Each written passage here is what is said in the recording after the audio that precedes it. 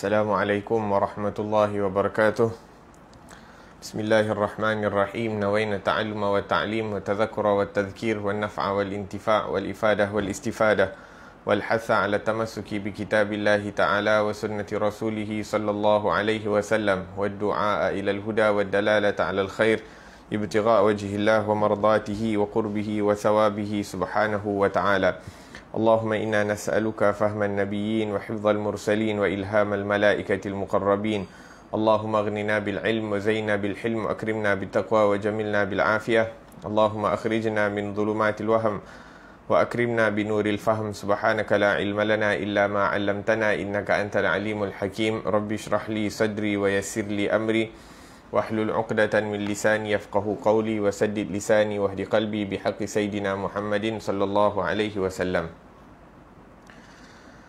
Telah berkata Al-Imam Abdullah bin Alwi Al-Haddad di dalam kitabnya Petunjuk Tarikat ke Jalan Akhirat, muka surat 74, ila anqal, dua perengan terakhir dari bawah. Semoga Allah Subhanahu wa taala manfaatkan kita dengan beliau, dengan ilmu beliau, dengan ilmu seluruh orang salih hingga hari kiamat. Amin Allahumma amin. Dan ilmu yang wajib ke atas setiap muslim itu ialah ia mesti mengetahui kewajipan semua ibadat yang fardu, yang difardukan oleh Allah Subhanahu wa taala ke atasnya, begitu pula dengan segala perkara yang diharamkan Allah ke atasnya juga. Adapun ilmu dengan cara-cara berbuat sesuatu yang wajib itu belum lagi wajib ke atasmu, melainkan ketika hendak membuatnya atau mengerjakannya. Barang siapa yang sampai ke usia baligh ataupun baru masuk Islam pada bulan Muharram umpamanya, maka wajiblah ke atasnya secara spontan mempelajari makna dua kalimat syahadah serta menyebutnya.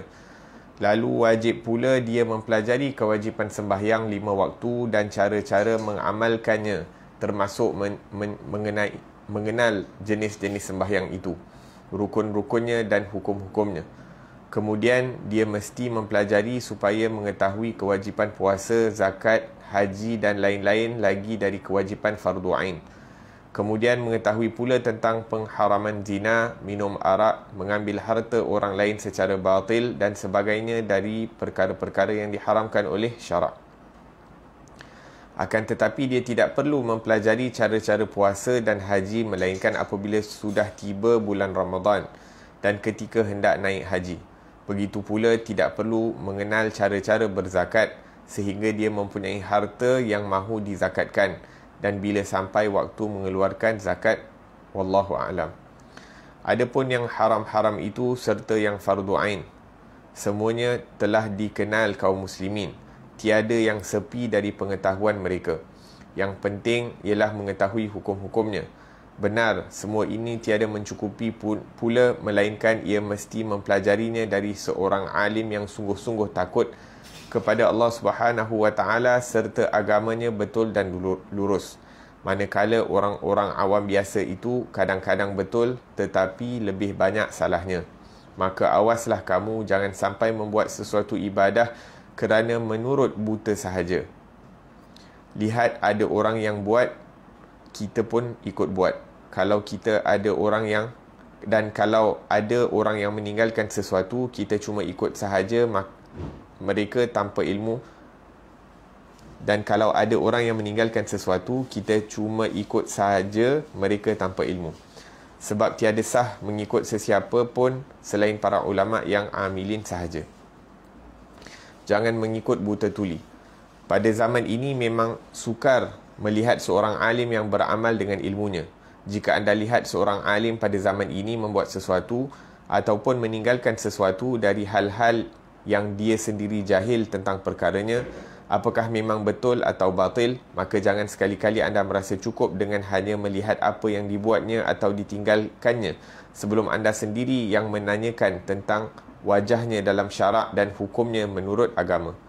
Seorang muslim tidak perlu menuntut ilmu apa yang fardu ke atas dirinya sampai mengambil masa yang panjang, dan sebenarnya tidak perlu dia bersusah payah kerananya sebab perkaranya mudah sekali. Seorang pelajar yang cerdas yang mahu mempelajari Semua ini hanya boleh duduk di majlis seorang alim yang cekap dan luas ilmunya semasa sejam dua sahaja untuk mengetahui semua itu. Sekali peristiwa pernah seorang Arab Badui datang kepada Rasulullah sallallahu alaihi wasallam padahal beliau sedang berada di atas mimbar berpidato, yakni berkhutbah. Orang Badui itu minta beliau untuk mengajarnya apa yang diajarkan Allah Subhanahu wa taala kepadanya. Beliau lalu turun dari atas mimbar itu dan mengajarkannya. Kemudian beliau naik semula ke atas mimbar itu untuk menyelesaikan pidatonya tadi, iaitu khutbahnya tadi. Kesimpulannya bahawa barang siapa yang mahu selamat dan mendapat manfaat, maka hendaklah dia tiada memasuki ke dalam sesuatu perkara dan jangan memutuskan sesuatu perkara jika dia sudah terlibat dengannya, melainkan sesudah dia tahu apa hukum Allah dalam perkara itu, biar dia wajibkah, sunnahkah, adakah ianya wajib, sunat atau memang dibolehkannya atau diharamkannya. Kerana semua perkara itu tiada lepas dari salah satu dari hukum-hukum yang empat ini, dan tegasnya bahawa perkara ini adalah wajib ke atas setiap Muslim, yang khusus dan yang umum. Kemudian kaum muslimin itu terbahagi kepada yang umum dan yang khusus. Orang umum itu kerap kali tersungkur pada meninggalkan yang wajib dan membuat yang haram.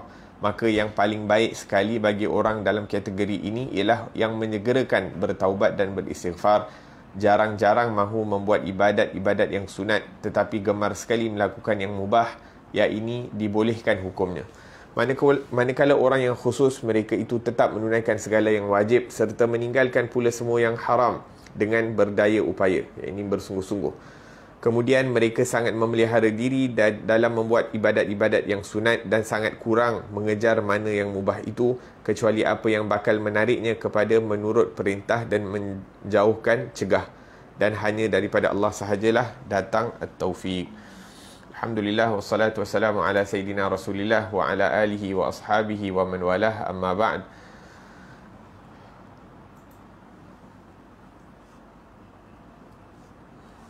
Imam Haddad dalam fasal ini setelah membahaskan tentang pentingnya mencari ilmu dan perlunya tujuan yang baik, tujuan yang betul, niat yang betul dalam mencari ilmu, antaranya adalah agar supaya ibadah yang kita lakukan, pengabdian kita kepada Allah Subhanahu wa taala adalah benar dan betul. Kerana dengan ilmu sahaja maka kita akan dapat mengetahui bahawa adakah ibadah yang kita lakukan itu diterima oleh Allah Subhanahu wa taala ataupun tidak. Adapun melakukan ibadah tanpa ilmu, maka kita tidak akan tahu sama ada ia diterima oleh Allah Subhanahu wa taala ataupun tidak. La ilaha illallah. Dan alangkah ruginya orang yang menyibukkan diri dengan ibadah, akan tetapi di akhir hayat mereka hanya mendapati bahawa ibadah itu tidak diterima kerana kejahilan, kerana kelalaian dalam menuntut ilmu yang difardukan oleh Allah Subhanahu wa taala. Disebabkan itu disebutkan dalam hadis, talabul ilmi fariidatun ala kulli muslim. Menuntut ilmu agama itu adalah fardu ain kepada setiap orang muslim, sama ada lelaki dan ataupun perempuan. Menuntut ilmu daripada perkara-perkara yang dituntut dengan secara wajib ataupun dilarang sehingga ianya menjadi haram adalah merupakan perkara yang penting untuk orang Islam mempelajari. Dan ilmu itu terbagi kepada dua bahagian, yang fardu ain dan fardu kifayah, yang mana Allah Subhanahu wa taala wajibkan kepada kita. Apa-apa juga kecenderungan kita, apa-apa jenis pekerjaan yang kita lakukan, sama ada kita ni peniaga, sama ada kita ni penjawat awam, sama ada kita ni orang yang berpangkat dan sebagainya, akan tetapi tidak ada seorang pun yang akan terlepas daripada mempelajari perkara-perkara yang wajib yang difardukan oleh Allah Subhanahu wa taala. La ilaha illallah. Naam, oleh kerana itu tujuan utama kita menuntut ilmu adalah agar supaya kita dapat mematuhi daripada perintah-perintah Allah Subhanahu wa taala, dan dalam mematuhi perintah Allah Subhanahu wa taala itu ibadat kita diterima. Dan untuk memastikan ibadat kita diterima, ilmu yang kita pelajari, kefahaman yang kita dapat daripada membaca daripada ilmu itu perlulah betul. Dan untuk memastikan ilmu dan kefahaman yang kita dapat itu benar dan betul, hendaklah kita memastikan bahawa orang yang mengajar kita itu juga mempunyai ilmu yang betul, yang mempunyai sanad kefahaman, sanad ilmu sehingga Rasulullah sallallahu alaihi wasallam. Kerana kalau orang yang kita ambil daripadanya ilmu itu tidak mempunyai ilmu dan kefahaman yang betul, maka pada zahirnya nampak macam kita mempelajari ilmu, akan tetapi ilmu itu yang sepatutnya membawa kepada Allah, tapi wal'iyadzubillah mungkin akan menyesatkan kita kepada jalan yang benar, wal'iyadzubillah tabaraka wa ta'ala. Disebabkan itu berkata al-Imam Ibn Sirin rahimahullahu ta'ala, inna hadzal ilma dinun, sesungguhnya ilmu ini adalah sebahagian daripada agama. Fanzuru amman ta'khuduna dinakum, maka lihatlah daripada siapa kamu mengambil agama kamu. Dalam riwayat lain disebutkan al-isnadu minad din, pertalian ilmu ataupun sanad ilmu ini adalah sebahagian daripada agama. Kalau bukan kerana sanad, yakni kalau kamu tidak memberitahu siapa guru kamu dan guru kamu itu mengambil daripada siapa, kalau tidak dikenal akan tali sanad ilmuwan itu, maka laqala man syaa ma syaa, maka setiap orang mampu untuk berhujjah, akan mengatakan apa yang mereka kehendaki. Akan tetapi apabila ianya bersanad, maka apa yang disampaikan itu berada dalam lingkungan apa yang disampaikan oleh gurunya, dan apa yang gurunya sampaikan itu berada dalam lingkungan, dalam sempadan apa yang disampaikan oleh gurunya, sehinggalah ianya bersambung sehingga ke Rasulullah sallallahu alaihi wasallam. Dan Rasulullah sallallahu alaihi wasallam tidak mengucapkan sesuatu daripada hawa nafsunya, melainkan ianya daripada wahyu daripada Allah Subhanahu wa taala. Dan disebabkan itu ada pepatah menyebutkan zallatul alim zallatul alam, tergelincirnya seorang alim itu akan menyebabkan tergelincirnya ramai daripada umat manusia. Kerana seorang alim itu mungkin mempunyai ramai pengikut, ramai followers dan sebagainya, maka terkadang orang-orang yang mengikuti daripada orang alim, apabila melihat orang alim itu membuat kesalahan, terkadang mereka ingatkan itu dibolehkan dalam syarak.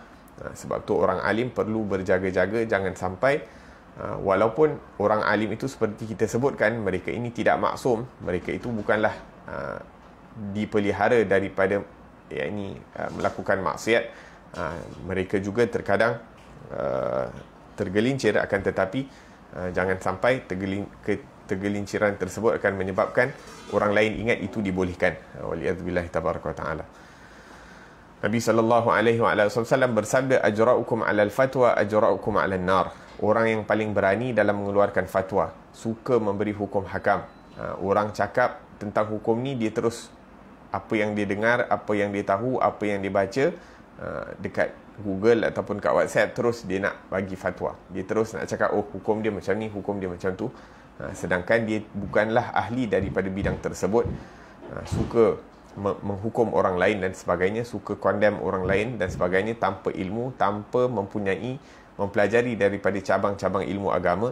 Maka kata Nabi SAW, ajra'ukum 'alal fatwa, orang yang paling berani dalam memberi fatwa adalah orang yang paling berani untuk menempah tempat di dalam nerakanya Allah Subhanahu wa ta'ala, wal'iyadzubillah tabaraka wa ta'ala.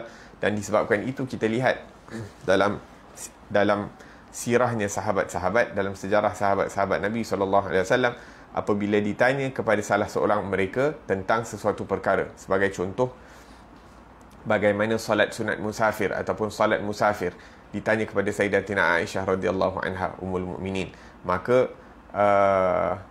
Sayyidatina Aisyah mengatakan, kamu bertanyalah kepada Sayyidina Ali kerana dia selalu mendampingi Rasulullah sewaktu dalam perjalanan.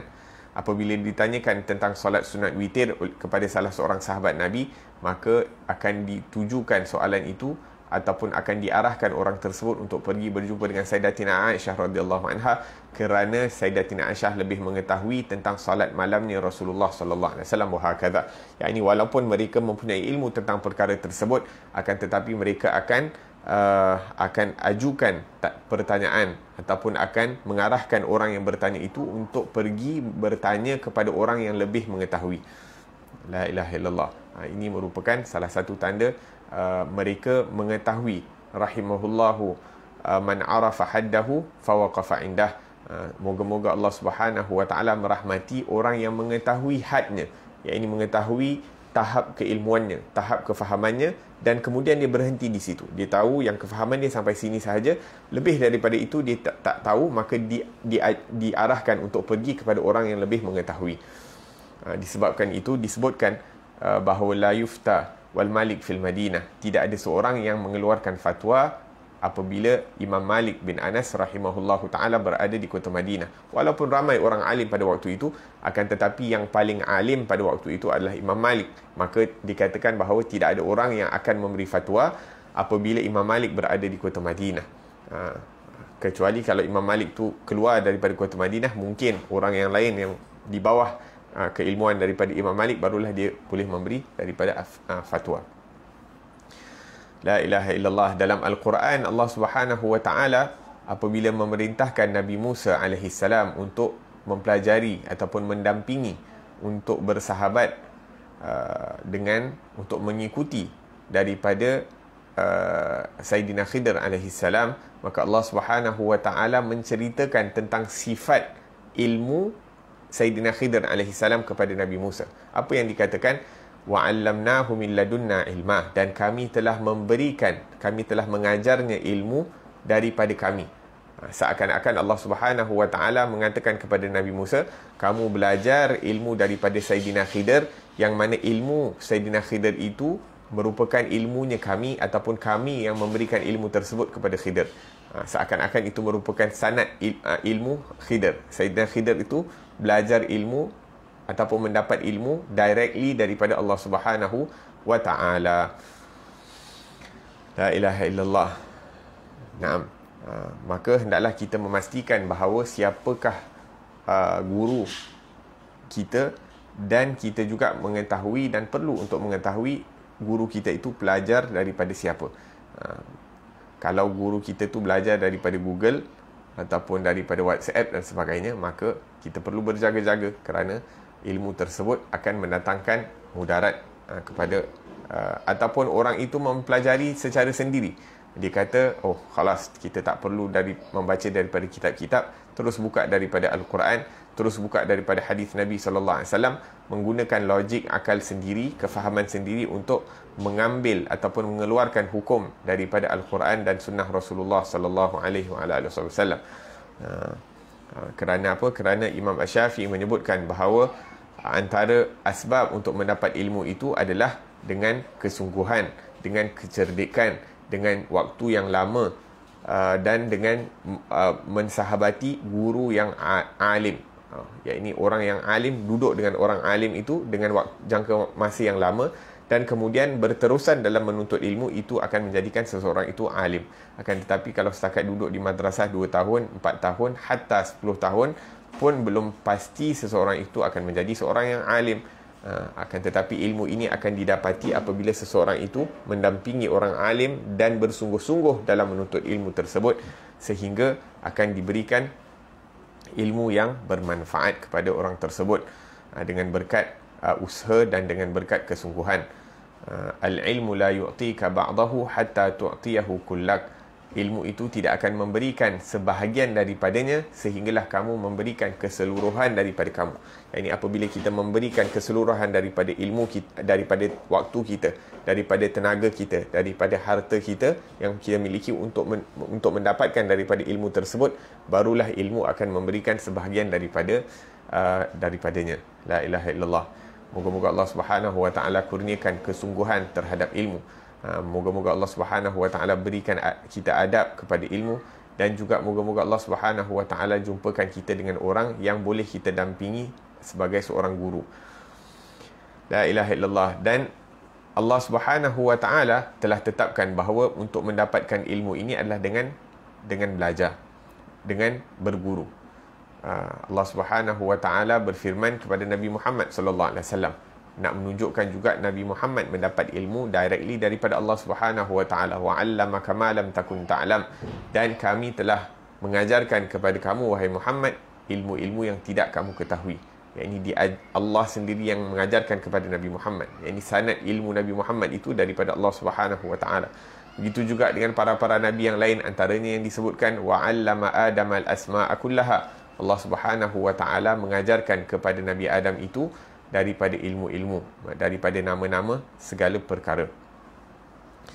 Maka perlu kita mengetahui sanad keilmuan seseorang itu, daripada siapa kita mengambil ilmu, ilmunya dan juga kefahamannya. Jadi bukan hanya kita mengetahui sanad ilmunya, yakni ilmu ni kita ambil daripada guru, bukan hanya ilmunya sahaja, akan tetapi cara nak memahami daripada ilmu tersebut. Kadang-kadang orang ada ilmu tapi cara dia faham ilmu tu songsang, terbalik, salah, sehingga walaupun mungkin kitab itu betul, ilmu itu betul, tapi cara dia faham ilmu itu salah. Kerana apa? Tak berpandukan guru. Guru itu tidak mendidik ataupun membimbing dia cara untuk memahami daripada ilmu tersebut. Maka perlu adanya ilmu. La ilaha illallah. Naam, disebabkan itu Imam Haddad mengingatkan kita jangan suka hanya mengikut-ikut orang dalam menuntut ilmu. Sebagai contoh, kita ikut orang yang kita suka. Contohnya kita tengok luaran dia nampak yakni kita rasa kita suka, kita tertarik dengan appearance dia, ataupun kita tertarik dengan cara penyampaian dia dan sebagainya, maka kita mengikuti dia. Kerana yakni pakaian luaran ini tidak menentukan seseorang itu mempunyai ilmu yang benar ataupun tidak.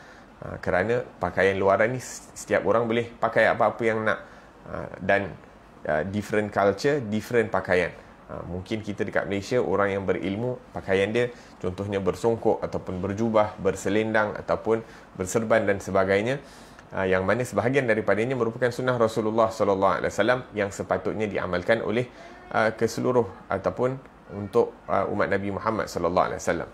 Adapun di negara-negara lain, orang-orang ahli agama mereka kadang-kadang pakai tak semestinya seperti mana yang kita fikirkan seorang ahli agama perlu pakai. Wahakadha.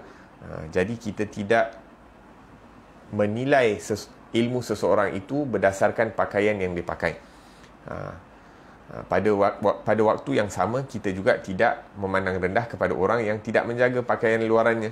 Tak semestinya pakaian dia compang-camping ataupun tak menunjukkan sebagai seorang yang berilmu, sehingga kita merendahkan martabatnya. Mungkin sahaja dia ni orang yang sangat berilmu, cuma hanya saja pakaiannya itu tidak melambangkan dia sebagai seorang yang berilmu. La ilaha illallah. Begitu juga kita tidak menilai seseorang itu berdasarkan gelaran yang beliau perolehi ataupun di tempat yang dia belajar. Kadang-kadang orang dapat gelaran, dapat title kerana connection dia, bukan kerana ilmunya. Walaupun kebiasaannya seseorang itu akan mendapat title, mendapat gelaran kerana usaha dan kerana ilmu yang dipelajari. La ilaha illallah. Maka cara apa perlu untuk kita lihat seseorang itu sehingga kita dapat mengetahui orang ini adalah orang yang berilmu ataupun tidak, boleh ataupun tidak kita mengambil ilmu daripadanya.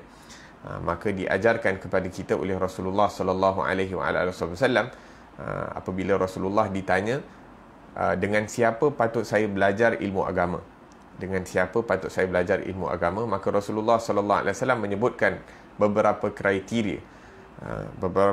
kriteria, agar supaya kita dapat kenal siapakah orang yang berilmu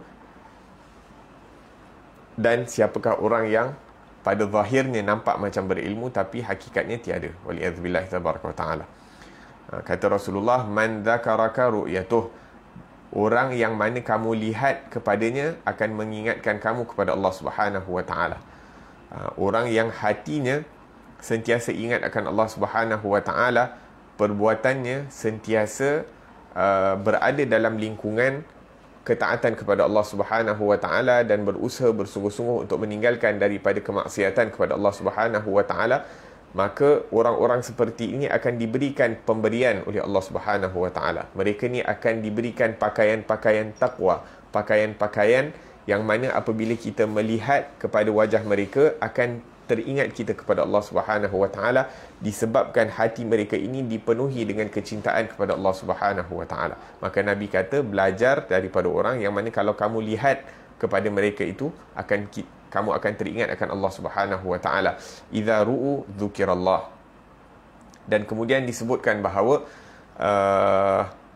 apabila kamu duduk bersama orang tersebut, ilmu kamu itu akan bertambah.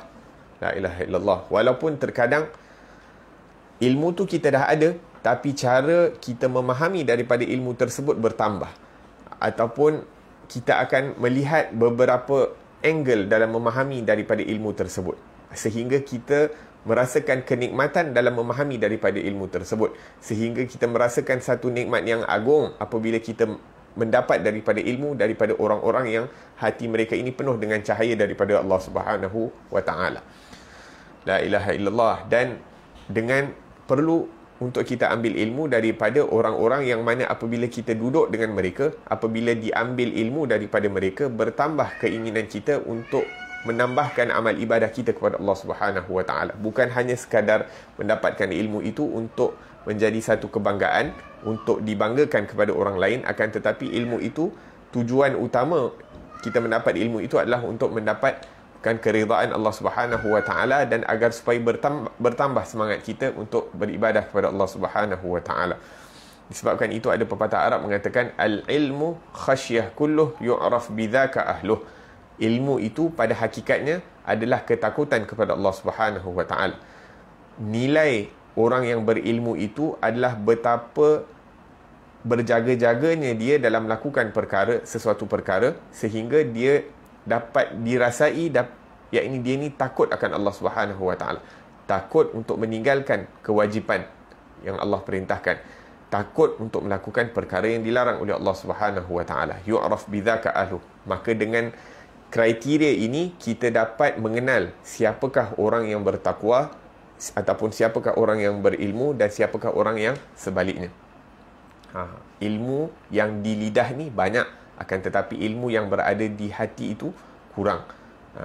Yang ini kurang untuk kita berjumpa dengan orang-orang yang mana ilmu mereka itu berada dalam hati mereka, iaitu dapat dilihat dalam amalan mereka. Bal huwa ayatun bayyinatun fi suduril ladzina utul ilm. Kata Allah Subhanahu Wa Taala, hakikat ilmu itu berada di dalam hati orang-orang yang diberikan hakikat ilmu tersebut. La ilaha illallah. Innama yakhshallaha min ibadihi ulama. Sebab itu Allah Subhanahu Wa Taala menyebutkan di dalam Al-Quran, innama, sesungguhnya yang benar-benar yakhshallah, yang benar-benar takut kepada Allah Subhanahu Wa Taala di kalangan hamba-hamba Allah adalah para ulama. Maka ulama yang sejati adalah orang-orang yang benar-benar takut akan Allah Subhanahu Wa Taala, bukan daripada orang-orang yang banyak ilmu mereka, yang pandai berpidato dan sebagainya, akan tetapi ketakwaan itu kosong daripada hati mereka, waliyadzubillahi tabaraka wa ta'ala. Begitu juga dalam Al-Quran Allah Subhanahu Wa Taala menyebutkan, simahum fi wujuhihim min atharis sujud, yakni kamu dapat melihat cahaya ibadah pada raut wajah mereka, yakni kerana mereka itu banyak bersujud kepada Allah Subhanahu Wa Taala, kerana mereka itu banyak menangis kepada Allah Subhanahu Wa Taala, maka tampak cahaya pada wajah mereka. Naam. Dalam ayat lain Allah Subhanahu Wa Taala menyebutkan, hal yastawil ladina amman huwa qanitun ana al-laili sajidan wa qa'iman yahdharu al-akhirata wa yarju rahmat rabbih qul hal yastawil ladina ya'lamuna wal ladina la ya'lamun. Adakah orang-orang yang amman huwa qanitun ana al-lail, adakah orang-orang yang berdiri malam, qanitun ana al-lail wa sajidan wa qa'iman, dalam keadaan berdiri ataupun rukuk ataupun sujud, sajidan wa qa'iman yahdharu al-akhirah, takut tentang keadaan mereka pada hari akhirat kelak, yahdhurul akhirata wa yarju rahmat rabbih, dan sentiasa mengharap pemberian daripada Allah Subhanahu Wa Taala. Adakah mereka ini, bertanya Allah Subhanahu Wa Taala, qul, katakanlah wahai Muhammad, hal yastawil ladzina ya'lamuna wal ladzina la ya'lamun, adakah orang yang mengetahui itu sama dengan orang yang tidak mengetahui? Seakan-akan orang yang berdiri malam, bangun tahajud ketika orang lain tidur, itu merupakan tanda-tanda orang yang berilmu. Maka tidak ada guna ilmu yang banyak kalau ianya seseorang itu terhalang daripada bangun malam. Bahkan Dikatakan bahawa orang yang tidak bangun malam itu tidak boleh dipanggil sebagai talib ilm. Orang yang tidak ada bahagian dalam qiyamul lail, tahajud dan sebagainya tidak boleh dipanggil sebagai seorang alim ataupun penuntut ilmu agama, kerana hakikat mempelajari daripada ilmu agama itu adalah untuk mengamalkan daripada agama tersebut. Waliyadzubillah subhanahu wa ta'ala.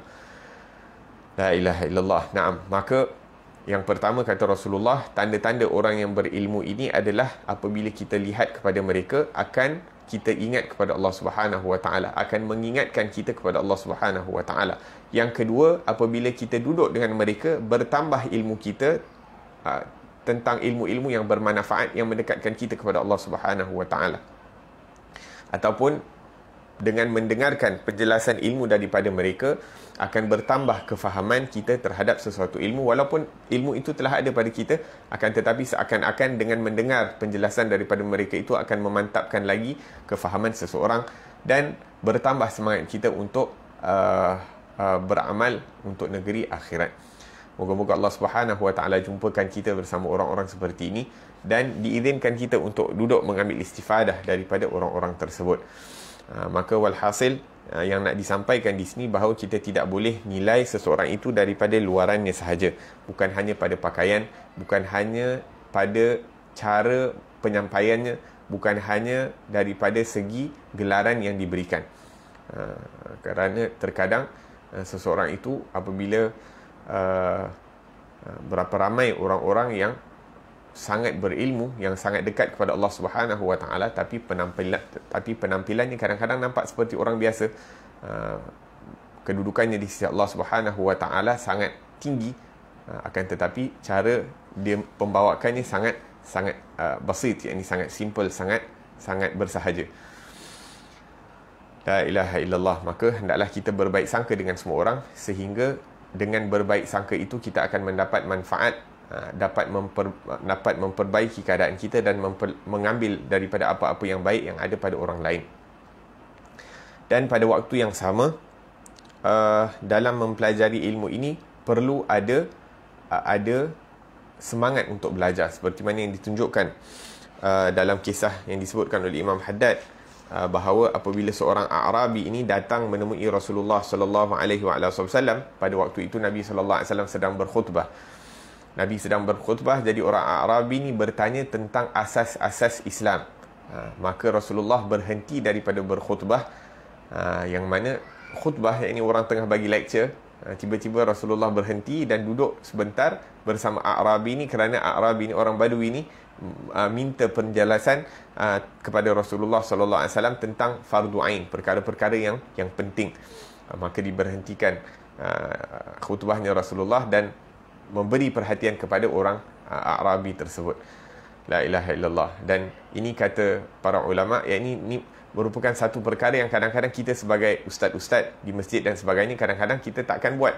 Dan Rasulullah walaupun seorang yang hebat dan sebagainya, akan tetapi kadang-kadang perwatakan Rasulullah itu sangat relax dan bersahaja. Tengah bagi khutbah boleh berhenti sekejap, kemudian mengajarkan perkara-perkara yang penting kepada orang yang memerlukan, kemudian sambung balik khutbahnya. Kadang-kadang Rasulullah berada di mimbar melihat cucunya masuk ke dalam Masjid Nabawi yang mulia itu, kemudian diambil cucunya dan digendong ataupun diletakkan berdekatan dengan Rasulullah sallallahu alaihi wasallam. Betapa sifat rahmatnya Rasulullah dan betapa kesungguhan Rasulullah ingin memberikan manfaat untuk menyelamatkan manusia daripada kejahilan. La ilaha illallah. Maka untuk mendapatkan ilmu ni perlu ada semangat daripada guru dan juga semangat daripada murid. Murid perlu menunjukkan semangat, guru juga perlu menunjukkan semangat. Kadang-kadang guru bersemangat, murid tak bersemangat. Kadang-kadang murid bersemangat, guru pula tak bersemangat. Dua-dua tak jadi. Yang dua-dua kena menunjukkan semangat. Naam. Dan kita berada di zaman, alhamdulillah sekarang ni dah nak berakhir daripada PKP. Banyak daripada majlis-majlis seperti ini adalah online, akan tetapi keberkatan daripada sesuatu majlis itu akan didapati kalau kita menjaga daripada adab-adab. Walaupun mungkin kita tak duduk berdepan dengan guru, akan tetapi kalau kita duduk dengan adab, menjaga daripada adab majlis zikir ataupun menjaga daripada adab majlis ilmu dalam menghadiri majlis-majlis online, insya-Allah keberkatan itu akan kita dapat. Seperti yang disebutkan dalam hadis, humul qaum la yashqa bihim jalisuhum, mereka ini merupakan orang-orang yang tak rugi duduk dengan mereka. Kerana apa? Kerana di penghujung majlis tersebut akan diberikan pengumuman anqumu maghfuran lakum qad buddilat sayyiatikum hasanat, iaitu berdirilah kamu daripada majlis tersebut dalam keadaan dosa-dosa kamu itu diampunkan, dan keburukan kamu, dosa-dosa kamu itu telah ditukar kepada pahala ataupun kebaikan. Maka kalau kita duduk hadir majlis zikir, hadir majlis ilmu dengan adab, dengan berwuduk, dengan menutup aurat, dengan menjaga daripada adab-adab majlis ilmu seperti seakan-akan kita hadir di hadapan guru tersebut, insya-Allah kita akan mendapat daripada keberkatan sesuai dengan adab yang kita tunjukkan, kerana Allah Subhanahu Wa Taala mengetahui apa yang tersimpan dalam hati kita, seperti yang disebutkan dalam pepatah, yakni al-madad biqadril mashhad, yakni pemberian daripada Allah Subhanahu Wa Taala itu sesuai dengan sangkaan baik kita terhadap Allah Subhanahu Wa Taala. Kita merasakan, kita tunjukkan adab dan kita berbaik sangka dengan Allah Subhanahu Wa Taala, maka kita akan mendapat bahagian yang besar sesuai dengan kesediaan hati kita untuk menerima daripada pemberian tersebut, dan juga sesuai dengan kebersihan hati. Maka hendaklah kita sentiasa menjaga daripada kebersihan hati, yang mana selepas ini fasal yang seterusnya akan membahaskan tentang kebersihan. Fasal perihal kebersihan. Lazimkan diri dalam kebersihan. Wahai saudaraku, hendaklah anda melazimkan diri dengan kebersihan secara lahir dan batin, kerana sesiapa yang sempurna kebersihannya, menjadilah dia dengan rohnya dan perilakunya umpama seorang malaikat rohani, kendati pun dia dengan jisimnya dan bentuknya seorang manusia yang berjasad. Sebab Rasulullah sallallahu alaihi wasallam telah bersabda, bunyad-dinu 'alan nadhafah, dibina agama itu di atas kebersihan. Beliau bersabda lagi, innallaha nadhifun yuhibbun nadhafah, sesungguhnya Allah itu maha bersih dan dia suka kepada kebersihan. Kebersihan batin akan berlaku dengan menyucikan jiwa daripada kekotoran akhlak seperti sombong, riak, hasad, mencintai dunia dan kawan-kawannya yang lain. Kemudian memperindah jiwa itu dengan kemuliaan akhlak dan merendahkan diri, malu, ikhlas, murah hati dan rakan-rakannya yang lain. Adapun mengenai hakikat-hakikat akhlak ini dan jalan untuk mengelakkan diri dari keburukannya serta cara untuk melengkapkan diri dengan kemuliaannya, keutamaannya, maka Imam Ghazali rahimahullahu ta'ala wa nafa'anallahu bih sudah pun mengumpulkan semua ini dalam bahagian kedua daripada kitab Ihya Ulumuddin. Saya kira wajarlah anda mengenal semua itu dan memakai apa yang ditunjuki di dalam buku itu. Di antaranya patut diperhatikan tentang kebersihan lahiriah. Ia boleh dicapai dengan meninggalkan segala kesalahan dan melakukan semua kebetulan. Maka barang siapa yang memperindahkan kelahirannya dengan melazimkan amalan-amalan yang saleh dan mengasahkan kebatinannya dengan kelengkapan akhlak yang terpuji, nescaya akan sempurnalah kebersihannya. Kalau tidak sempurna semua sekali, akan memperoleh sebahagian daripadanya sekadar penjauhan dirinya daripada kemungkaran, akhlak dan amalannya, dan pendekatan dirinya kepada kebaikan, akhlak dan amalannya. Di antara bahagian kebersihan yang lahir itu, apa yang ditunjuk oleh syarak dari menghilangkan kotoran di penghujung anggota-anggota badan, menghilangkan kotoran-kotorannya serta membersihkannya dari hadas-hadas, iaitu besar dan kecil dan najis-najis, dan antaranya mencukur bulu-bulu kemaluan, mencabut bulu di bawah tangan dan mencukurnya, menggunting misai, memotong kuku, dan memotong kuku ini ada caranya, iaitu hendaklah dia memulakan dari jari telunjuk kanan sampai ke jari kelingkingnya, kemudian dari jari kelingking kiri kepada ibu jarinya, dan diakhiri pula dengan ibu jari kanan. Adapun kaki, maka dimulakan dengan jari kelingking kanan sampai ke jari kelingking kiri, sama seperti melakukan penyelaan dalam berwuduk. Adalah hukumnya makruh melambat-lambatkan membuat semua ini lebih daripada setiap 40 hari sekali. Semua itu ialah untuk menghilangkan kotoran-kotoran yang mungkin berkumpul pada lipatan-lipatan badan dan celah-celahnya dengan air, dan dari kotoran mata yang terselit di kedua belah mata, dan kotoran yang tersumbat pada kedua hidung, dan juga sisa-sisa makanan yang terselit pada gigi-gigi dan menyela-nyelanya dan sebagainya. Nah, Imam Haddad menyebutkan tentang perihal kebersihan dan perlu untuk membersihkan tubuh badan. Betapa pentingnya menjaga akan kebersihan, sehingga diletakkan beberapa hadis yang terkait dengan kebersihan. Allah Subhanahu wa taala menyebutkan di dalam Al-Quran, innallaha yuhibbut tawabin wa yuhibbul mutatahhirin. Sesungguhnya Allah Subhanahu wa taala mencintai orang-orang yang sering bertaubat dan mencintai orang-orang yang suka menjaga akan kebersihan. Dan sewaktu Nabi SAW berhijrah ke kota Madinah, dan Nabi sebelum sampai, Nabi singgah di Quba. Lalu Allah Subhanahu wa taala memuji penduduk Quba itu kerana sifat mereka suka menjaga akan kebersihan. Allah Subhanahu wa taala berfirman, fihi rijalun yuhibbuna an yatatahharu wallahu yuhibbul mutahhirin. Di sana fihi rijalun, ada orang-orang yang suka untuk menjaga kebersihan ataupun suka untuk bersuci. Wallahu yuhibbul mutahhirin, dan Allah Subhanahu wa taala kasih kepada orang-orang yang suka bersuci. Seakan-akan hanya dengan menjaga kebersihan seperti mana yang dituntut dalam agama Islam akan memberikan kepada kita kecintaan, akan mendatangkan kepada kita kecintaan daripada Allah Subhanahu wa taala. Ya, ini hanya dengan menjaga kebersihan kita akan mendapat kecintaan daripada Allah Subhanahu wa taala.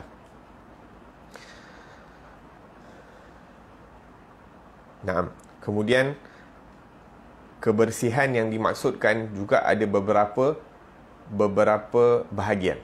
Kebersihan yang disebutkan juga ada beberapa bahagian, antaranya kebersihan luaran dan kebersihan dalaman.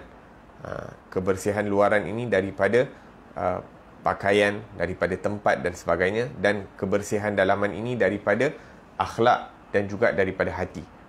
Dibersihkan akhlak kita daripada sifat-sifat yang dikeji, iaitu daripada riak, sombong, hasad dengki dan sebagainya. Seperti mana kita membersihkan baju kita ataupun rumah kita, tempat kita duduk dan sebagainya itu daripada kotor-kotor, daripada habuk dan daripada hal-hal yang tidak bersih. Kita juga membersihkan hati dalaman kita itu daripada perkara-perkara tersebut.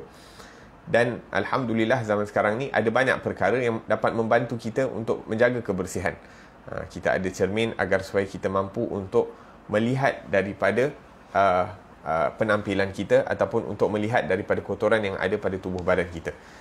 Bahkan ianya juga merupakan sunnah Rasulullah sallallahu alaihi wasallam untuk sehingga Rasulullah akan menyimpan daripada cermin dalam, seakan-akan Nabi sallallahu alaihi wasallam ada satu beg yang mana beliau akan membawa sikatnya dan juga cermin ke mana-mana beliau pergi sallallahu alaihi wasallam. Dan alhamdulillah sekarang ni dengan teknologi yang ada, kita ada washing machine kat rumah untuk basuh baju, kita ada vacuum cleaner untuk nak vacuum rumah, jaga kebersihan rumah. Kita ada bermacam jenis sabun, shampoo rambut, sabun badan, sabun basuh baju, sabun untuk lantai rumah, sabun untuk cermin, sabun untuk cuci kereta dan sebagainya. Walhasil banyak perkara yang dimudahkan untuk kita menjaga daripada kebersihan.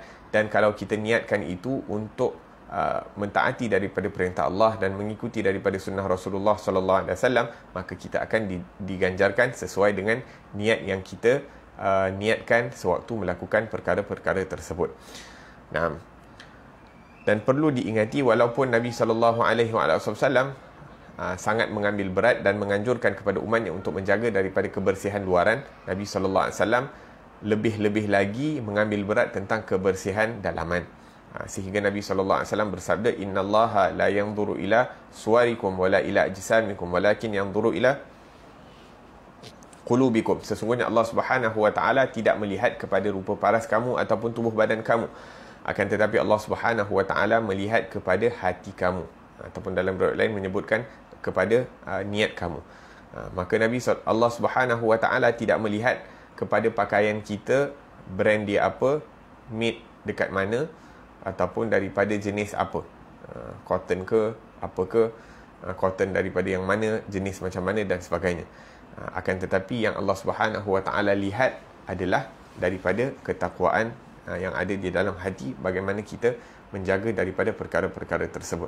Kerana perkara-perkara dunia ini tidak mempunyai nilai di sisi Allah Subhanahu Wa Taala kecuali apabila kita niatkan dengan perkara-perkara dunia itu untuk mendekatkan diri kita kepada Allah Subhanahu Wa Taala. Allah Subhanahu Wa Taala berfirman, "Wa ma amwalukum wala auladukum billati tuqarribukum indana zulfa illa man amana wa amila salihah."